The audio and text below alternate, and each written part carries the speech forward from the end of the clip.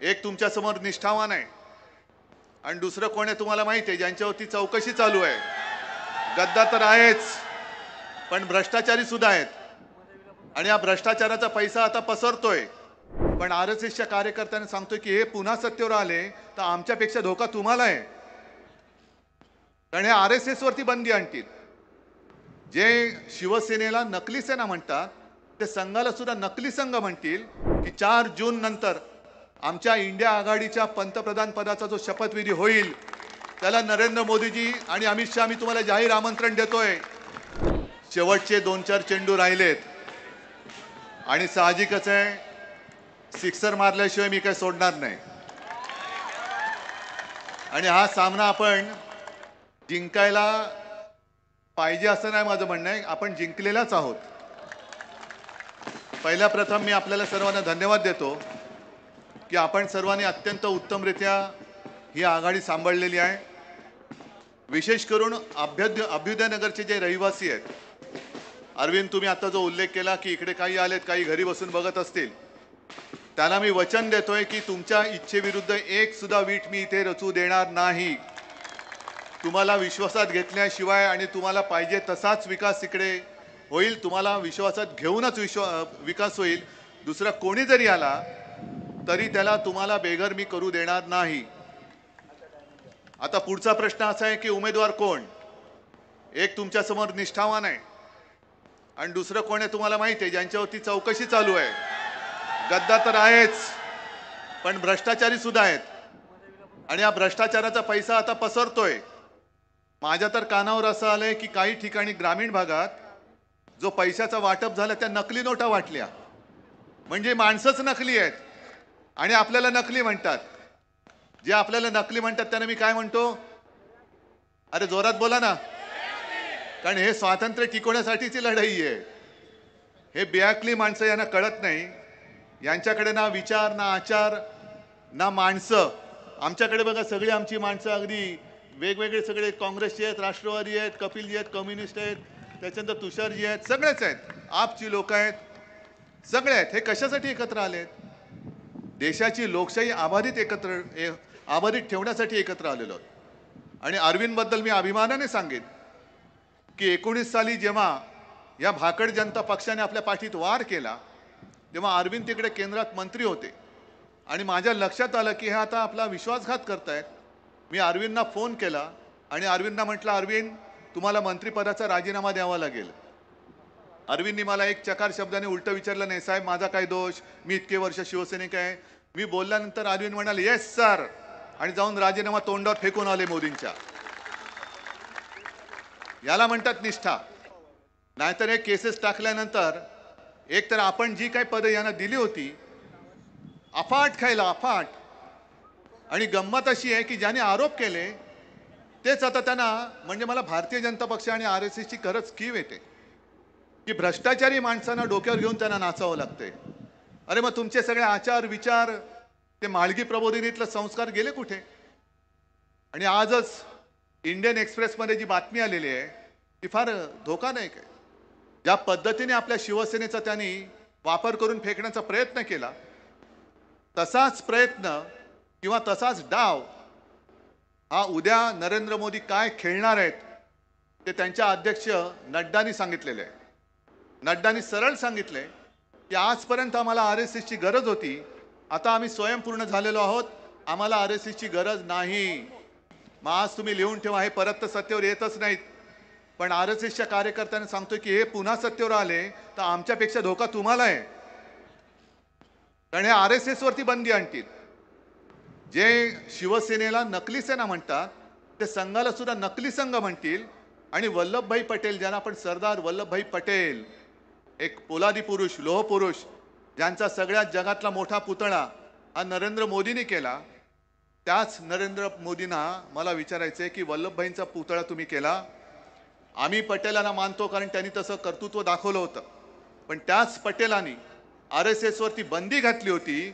तशीच बंदी तुम्ही RSS वर का घालताय? तुमच्या संपूर्ण RSSचं केडर जे आहे, घरदार सोडून तुम्ही पंतप्रधान होण्यासाठी ते झटले, त्यांच्यावरती तुम्ही आता बंदी घालायला निघालात. आपल्यावरती टीका करतात की शिवसेना काँग्रेसमध्ये विलीन होणार, अजिबात होणार नाही हे तुम्हाला सगळ्यांना माहिती आहे. पण तुम्ही RSS वरती बंदी का घालायला निघालात? तुम्हाला त्यांनी जन्म दिला, पूर्ण राजकारणामध्ये ताकद त्यांनी दिली आणि त्या RSS वरती बंदी घालायला निघालात. अफवांचं एक जे पीक जे आता काढतायत, सुपारीबाज अनेक आहेत. काल सुद्धा सगळे सुपारीवाले तिकडे शिवाजी पार्क वरती जमले होते. इधर से उधर से सगळे गोळा केले होते. सगळे किरायेचे, सगळे म्हणजे सुपारीवालेच. तसेच आणखीन एक सुपारीवाले आहेत. त्यांनी सांगितलं की उद्या हे म्हणजे आपल्या एका उमेदवाराच्या इकडे बोलले, यांना का मत देत आहे, हे निवडून आल्यानंतर उद्या हे मोदींकडे जाणार. तसंच अरविंद बद्दल सुद्धा आता थोडंसं कंड्या पिकवण्याचा प्रयत्न चाललेला आहे. अरे जायचं असतं तो माणूस कधीच गेला असता, पण तुम्हाला गाड्याला उभा राहिलाय तो मोदींकडे जाण्यासाठी नाहीये. आम्ही जे काही लढतो आहोत ते हुकुमशाही गाडून टाकायला लढतो आहोत. आणि आता सुद्धा मी तुमचं सगळ्यांचं दर्शन घेतल्यानंतर आपल्या मुंबईच्या आईचं, मुंबादेवीचं दर्शन घ्यायला मी जाणार, तिचे आशीर्वाद घ्यायला मी जाणार आहे. कारण संपूर्ण मुंबईची लूट हे दोन सुरतवाले जे करतायत, मी मुंबादेवीला साकडं घालणार आहे की ही तुझी जिचा सांभाळ आम्ही करतो आहोत, आम्हाला ताकद दे आणि या हुकुमशाला गाडून टाक. हे साकडं घालायला मी तिकडे जातोय. मुंबईतनं सगळं काही तुम्ही काल सुद्धा तुषारजी तुम्ही होतात, सभेत होतात, तुमच्या समोर बोललोय, ठाण्याला सुद्धा बोललोय. सगळ्या गुजराती लोकांबद्दल माझा काही राग नाहीये, गुजरात बद्दल तर अजिबात नाही. पण दोन सुरतवाले ज्याने आमचे गद्दार सुद्धा सुरतला नेले होते, ते आता माझ्या मुंबईचं आणि महाराष्ट्राचं वैभव लुटून लुटून जे गुजरातला नेत आहेत, त्या लुटणाऱ्यांना आम्हाला गाडायचंय. होय, मी म्हणतोय गाडायचंय. ज्यांना मराठी अस्मिता सांभाळणारी शिवसेना आता नकली वाटायला लागली, ज्यांना स्वतःच्या पंतप्रधान पदासाठी तया देणारा उद्धव बाळासाहेब ठाकरे हा नकली संतान वाटायला लागला, अशा बेअक्कली माणसांना आम्ही राजकारणात संपवायच्या नंतर काय करायचं? आधुनिकांच्या पालख्या व्हायच्या. गंगेच्या साठी ते जे गेले की गंगा माँ ने मुझे बुलाया है. अरविंद सॉरी, तुमचं मी भाषण मध्ये का थांबवलं? कारण 5 वाजताची आपल्याला मर्यादा आहे. पण करोना काळाचा तुम्ही जो उल्लेख करत होता, त्या करोना काळात गंगेमध्ये प्रेत जी सोडून दिली जात होती, मृतदेह सोडले जात होते, तेव्हा मोदी तुम्ही कधीतरी त्या गंगा मातेचे अश्रू पुसायला गेला होता? मुंबई ज्या ज्या वेळेला संकटात सापडते, कोणत्याही नैसर्गिक आपत्ती असो किंवा बॉम्बस्फोट असो किंवा अपघात असो, धावून जातो तो शिवसेना प्रमुखांचा शिवसैनिक धावून जातो. रक्तदान करायला पहिला शिवसैनिक रांग लावतो. तेव्हा शिवसैनिक हा नाही विचार करत की समोर ज्याला आपण वाचवतोय तो हिंदू आहे का मुसलमान आहे, कोणी असला तरी त्याला वाचवणं हे आमचं हिंदुत्व आहे. आम्ही जे रक्तदान करतो ते विचारत नाही अरे माझं रक्त कोणाला जाईल, ज्याला गरज असेल त्याला माझं रक्त आम्ही देतोय, हे आमचं हिंदुत्व आहे. आणि आता तुमच्या समोर काही राहिलेलं नाहीये, भाजपाकडे सांगण्यासारखं काही नाहीये. म्हणून कधीतरी ते म्हणतात काँग्रेसचा जाहीरनामा हा मुसलमानांचा आहे. आज म्हणाले की काँग्रेसचा जाहीरनामा म्हणजे कालच्या सभेत बोलले हा माओवाद्यांचा आहे. माओवाद्यांचा काय? तुम्ही भाई तुम्ही काँग्रेसचे आहेत, माझ्यापेक्षा तुम्हाला जास्त माहिती आहे काँग्रेसचा जाहीरनामा.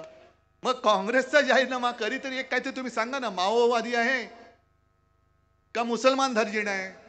पण भाजपचा जो जाहीरनामा आहे, काँग्रेसचा जर का माओवादी असेल तर भाजपचा जाहीरनामा खाओवादी आहे.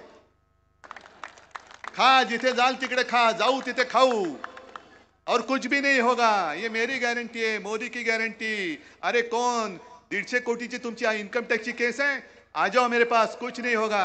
म्हणून हे गेलेत तिकडे, धावत धावत गेलेत. ते कोण तुम्हाला माहिती आहेत. म्हणजे धाडी तुम्ही टाकल्या, आरोप तुम्ही केले, पण तुमच्याकडे गेल्यानंतर सगळे साफ झाले. असे नखशिखांत भ्रष्टाचाराने बरबटलेली ही भाजपा, ज्याला मी भाकड भेकड जनता पार्टी म्हणतो, भारतीय जनता पक्ष तो त्या काळात होता, अटलजींच्या काळात होता, अडवाणींच्या काळात होता. आताचा जो मोदींच्या नेतृत्वात आहे तो भाकड जनता पक्ष आहे. यांना राजकारणामध्ये पोरच होत नाहीत, अजिबात होत नाहीत. म्हणून भ्रष्टाचारी तर भ्रष्टाचारी द्या, आम्हाला कडेवर घ्यायला कोणतरी पाहिजे. म्हणजे उमेदवारांनी भाड्याची घ्यायची, प्रचाराला सुद्धा भाडोत्री नेते लागतात.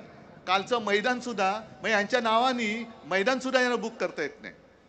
ही अशी सगळी माणसं आपल्या देशाचं त्यांनी किती मोठं नुकसान केले. 10 वर्ष देशाची म्हणजे 140 कोटी जनतेचं 10 वर्ष हे नुकसान केलेलं आहे. 4 जून नंतर मी तर सांगितलेलं की जुमला युग संपणार आहे.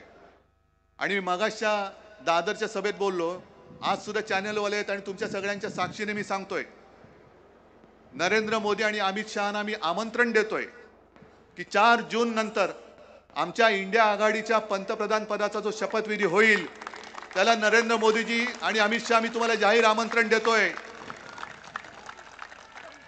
आम्ही नवाज शरीफला आमंत्रण देत नाही आहोत. 14 साली मी गेलो होतो, माझ्या बाजूला अमित शहा बसले होते, नरेंद्र मोदी शपथ घेत होते आणि नवाज शरीफ यांचे खास मेहमान म्हणून आलेले. कोणी आमंत्रण दिलं होतं?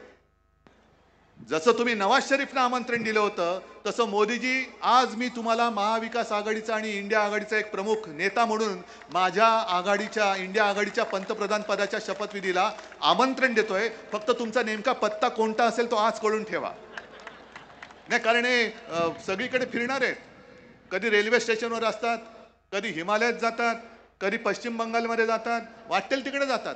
तर तुमचा पत्ता नीट सांगून ठेवा भाई, जरा प्लीज तेवढं काम करा. तुम्ही मोदी आणि शहांचा पत्ता नीट लिहून ठेवा, कारण नाहीतर हे सुद्धा प्रज्वल रेवण्णाकडे जातील पडून. जसा प्रज्वल रेवण्णा बलात्कारी माणूस, त्याचे अनेक व्हिडिओ फिरतायत, तसंच तिकडे दक्षिण मध्य मुंबईचा त्याचे सुद्धा अनेक व्हिडिओ फिरतायत. पण त्यांच्या प्रचाराला मोदी जातात. अरविंद सावंत सारखा एक निष्ठावंत शिवसैनिक आणि अख्खी शिवसेना ही त्यांना साथ सोबत संगत देत होती, अगदी कठीण काळात सुद्धा देत होती. अशा निष्ठावंतांची त्यांना साथ सोबत नकोय. आम्हाला बलात्कारांची, म्हणजे मोदींना बलात्कारांची संगत पाहिजे, मोदींना भ्रष्टाचारांची संगत पाहिजे, मोदींना गुंडांची संगत पाहिजे. जे कल्याणचे आमदार त्यांचे जे आहेत गणपत गायकवाड, ज्यांनी पोलीस स्टेशनमध्ये गोळीबार केला, त्यांनी सांगितलं की जोपर्यंत या मिंद्यांच्या हातामध्ये हे राज्य राहील किंवा हे राज्य जर मिंद्यांच्या हातात राहिलं तर महाराष्ट्रामध्ये गुंडाराज होईल. तुम्हाला गुंडाराज पाहिजे? आणि सगळ्यात पहिला महत्त्वाचा मुद्दा म्हणजे अजूनही सर्वोच्च न्यायालयाचा निकाल लागलेला नाही. सर्वोच्च न्यायालयाने ताशेरे मारलेले आहेत. कोश्यारी बाबा जो बसला होता काळी टोपीवाला, त्यांनी जे जे काही केलं ते कसं बेकायदा होतं हे सर्वोच्च न्यायालयाने सांगितले. म्हणजेच ह्याचा अर्थ हे मुख्यमंत्री, हे घटनाबाह्य मुख्यमंत्री आहेत. उपमुख्यमंत्री चपरासी झालो तरी चालेल, पण मी पुन्हा येईन हे म्हणणारी यांची माणसं, ही घटनाबाह्य माणसं, घटनाबाह्य सरकारला घेऊन पंतप्रधान देशाचा प्रचार करतोय, हा पहिला मोठा गुन्हा आहे आणि निवडणूक आयोगाकडे याची नोंद करावी लागेल. पण पहिलं काम आपल्याला एक करावं लागेल की इंडिया आघाडीचं सरकार आल्यानंतर हा पक्षपाती किंवा मोदींचा घरगडी बसलेला निवडणूक आयुक्त आम्हाला बदलावा लागेल. निवडणूक आयुक्त आम्ही बदलून टाकू.